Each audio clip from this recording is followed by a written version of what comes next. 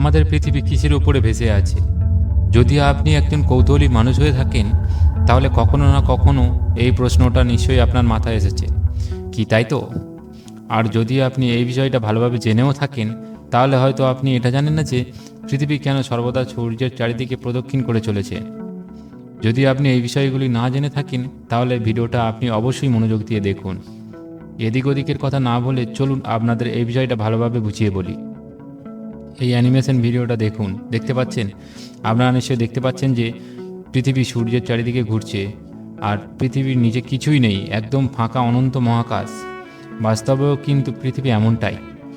তাহলে সেটা কোন শক্তি, যার জন্য পৃথিবী কখনো সূর্যের মাধ্যাকর্ষণ ক্ষেত্রকে ছাড়তে পারে না?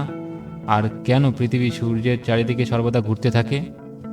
আর একবার এটা ভাবুন যে পৃথিবী যদি সূর্যের মাধ্যাকর্ষণ শক্তির সাহায্যে বাঁধা থাকে, তাহলে পৃথিবী সূর্যের মাধ্যাকর্ষণ শক্তির সাহায্যে সূর্যের ভিতর ঢুকে যায় না কেন? এটা একটা মজাদার প্রশ্ন, তাই না বলুন? আর যদি সেটা মাধ্যাকর্ষণ শক্তি না হয়ে থাকে, তাহলে সেটা কোন শক্তি, যার সাহায্যে পৃথিবী সূর্যের চারিদিকে ঘুরছে ও মহাকাশে ভেসে আছে? আসলে পৃথিবী কিসের উপরে ভেসে আছে? আমরা সবাই এটা জানি যে পৃথিবী নিজের কক্ষপথে 24 ঘন্টায় একবার ঘোরে, আর এই জন্য পৃথিবীতে দিন এবং রাত্রি হয়ে থাকে। একে পৃথিবীর আহ্নিক গতি বলা হয়। আর এই মোশনের সাথে সূর্যের চারিদিকে পৃথিবী প্রদক্ষিণ করতে থাকে, যার ফলে পৃথিবীতে 1 বছর পূর্ণ হয়। একে পৃথিবীর বার্ষিক গতি বলে।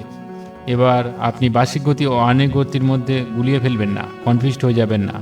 পৃথিবী সহ সৌরমণ্ডলের সমস্ত গ্রহ সূর্যের বিশাল মাধ্যাকর্ষণ শক্তির জন্য সূর্যের চারিদিকে ঘুরতে থাকে। এবার প্রশ্নটা হলো, সূর্যের মহাকর্ষীয় ক্ষেত্র কিভাবে এত বিশাল হলো? চলুন বিষয়টা এবার বুঝে নিই ও জেনে নিই। ধরুন এটা মহাকাশ। এই যে অন্ধকারে কালো কালো ফাঁকা জায়গাগুলো দেখছেন, এই মহাকাশ অনেকটা চাদরের সমান, যার ওপরে সূর্য একটা অনেক ছোট একটা ভারী বলের সমান জায়গায় আছে, যা স্পেস টাইম অর্থাৎ চাঁদের ওই গর্ত তৈরি করেছে। আর সূর্যের দ্বারা তৈরি এই গর্তের কারণে বাকি ছোট ছোট বলের মতো গ্রহগুলো এই বড় বলের দিকে আকৃষ্ট হতে থাকে। সূর্যের দ্বারা স্পেস টাইম অর্থাৎ চাঁদেরও তৈরি এই গর্ত অনেক বড় মহাকর্ষীয় ক্ষেত্রের নির্মাণ করে।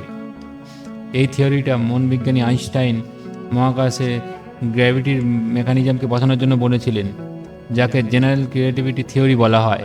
এই থিওরি অনুযায়ী স্পেস টাইমে থাকা কোনো বডি এক্সপ্রেসকে সামান্য ওয়েট করে নিজের কিছু দূরত্বের মধ্যে হেলিওস্ফিয়ার রিজিম তৈরি করতে পারে, যার ভেতরে কোনো পিণ্ড চলে এলে সেটি ওই বড় পিণ্ডের চক্কর কাটতে থাকে। এবার দেখুন, পৃথিবী এবং সূর্যের সাথেও এমনটাই হয়েছে। পৃথিবী সূর্যের এক্সপ্রেস টাইমের কারণে কার্ভেচার এলাকায় থাকার কারণে পৃথিবী সূর্যের চারিদিকে চক্কর কাটতে থাকে, কিন্তু পৃথিবী সূর্যের ভিতরে প্রবেশ করে না কেন?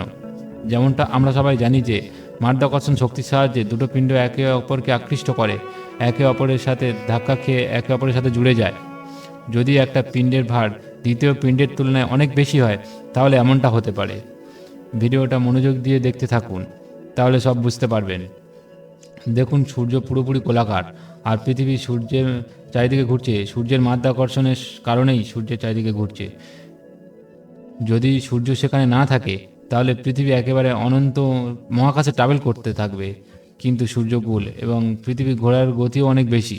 এই জন্য পৃথিবী যেই সূর্যের এক কার্ভেচার পয়েন্ট থেকে অপর কার্ভেচার পয়েন্টে পৌঁছায়, সূর্যের কার্ভেচার পয়েন্টের কারণে সে সূর্যের গোল হওয়ার কারণে সে সূর্যের গোল কার্ভেচারের কারণে সে সূর্যের চারিদিকে ঘুরতে থাকে এবং সূর্যের চারিদিকে ক্রমাগত চক্কর কাটতে থাকে। আর এই কারণেই পৃথিবী সূর্যের চারিদিকে বাঁধা অবস্থায় থাকে, মহাকাশে টিকে আছে। আর এই একই কারণেই পৃথিবীর চারিদিকে ঘুরতে থাকা স্যাটেলাইটগুলো পৃথিবীর চারিদিকে চক্কর কাটতে থাকে। তারা কখনো পৃথিবীকে ছাড়ে না বা পৃথিবীর গায়ে এসে ধাক্কা লাগে না। আর কারণ পৃথিবী গোলাকার এবং সেগুলি ক্রমাগতই পৃথিবীর গোলাকার পৃষ্ঠতলের দিকেই নামতে থাকে, আর পৃথিবীর মাধ্যাকর্ষণ শক্তির সাহায্যে পৃথিবীর সাথে জুড়ে থাকে। সো বন্ধুরা, এবার আমাকে কমেন্ট করে জানাবেন এই বিষয়গুলো কি আগে থেকে আপনি জানতেন? আর যদি জানতেন, তাহলে কতটা জানতেন? আর যদি ভিডিওটা ভালো লাগে, তাহলে অবশ্যই ভিডিওতে একটি লাইক করুন। আর যদি ভিডিওটা থেকে নতুন কিছু জানতে পারো, তাহলে অবশ্যই ভিডিওতে একটি কমেন্ট করুন এবং শেয়ার করে অন্যদেরকেও জানার সুযোগ করে দিন। এবং সেই সাথে এই চ্যানেলটিকে সাবস্ক্রাইব করে আমাদের পাশে থাকুন, এইরকম ধরনের নতুন নতুন ভিডিও এলে সবার প্রথমে পাওয়ার জন্য। তো বন্ধুরা, এখনকার মতো টাটা, সবাই ভালো থাকবেন ও সুস্থ থাকবেন। দেখা হবে নেক্সট ভিডিও।